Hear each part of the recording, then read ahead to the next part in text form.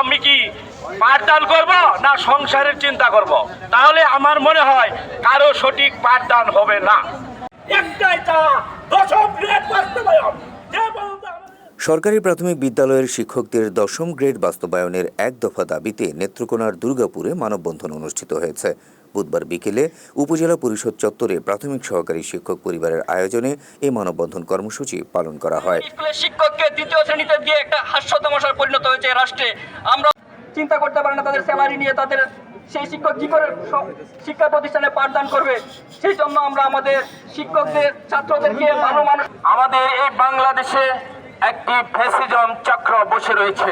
সহকারী শিক্ষক অরুণ পালের সঞ্চালনায় এ সময় শিক্ষকদের বিভিন্ন দাবি নিয়ে বক্তব্য রাখেন প্রধান শিক্ষক মুশতাক আহমেদ, এমদাদ হোসেন চৌধুরী, সহকারী শিক্ষক তৌহিদা আক্তার, রফিকুল ইসলাম, মোহাম্মদ মিজানুর রহমান, মুজিবুর রহমান লিটন, জহিরুল ইসলাম, এস.এম. সাইফুল্লাহ সহ আরো অনেকে। কিন্তু এই পদোন্নতি নামক সোনার হরিণ কেউ দেখা পায়নি। এভাবেই চলে যাচ্ছে শিক্ষকগণ। সকলের কাছে অনতিবিলম্ব অনুরোধ করব, আমাদের অধিকার ফিরে পাওয়া পর্যন্ত আমরা অবশ্যই আমাদের অধিকার আদায়ে আমাদের আন্দোলন করতেছি। দ্রব্য মূল্যের ঊর্ধ্বগতির বাজারে আমাদের ছেলে মেয়েদের ব্যয়ভার, সাংসারিক খরচ আদি আমাদের খুব কষ্ট হইতেছে।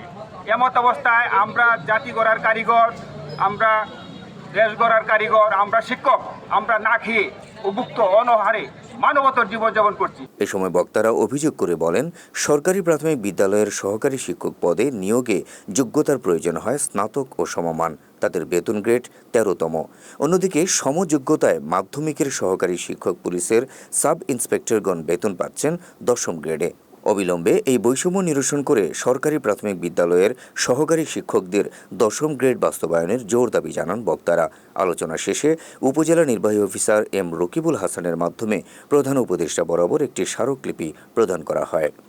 আজকে সহকারী শিক্ষক বাংলাদেশের প্রত্যেকটা সহকারী শিক্ষক নিজেই একজন ব্যানার, নিজেই একটি প্রতিনিধি। আজকে আমরা এই বাংলাদেশের ৩.৫ লক্ষ সহকারী শিক্ষকদের স্নাতক অনার্স পাস করার পরেও তাদের কাম্যসনক যোগ্যতা থাকার পরেও তাদেরকে তৃতীয় শ্রেণী কর্মচারী করে রাখা হয়েছে। আমাদের সহকারীদেরকে বারবার তারা বিভিন্নভাবে বঞ্চিত করে। যত আন্দোলন, যত কিছু হয় সব সহকারীদের দিয়ে হয়। বিভিন্ন ভাইরা, বিভিন্ন প্রধান শিক্ষকরা যে কথা বলেছেন সব কথার সাথে আমি একমত পোষণ করছি। দাবি আমাদের একটাই, আমাদের কি দাবি?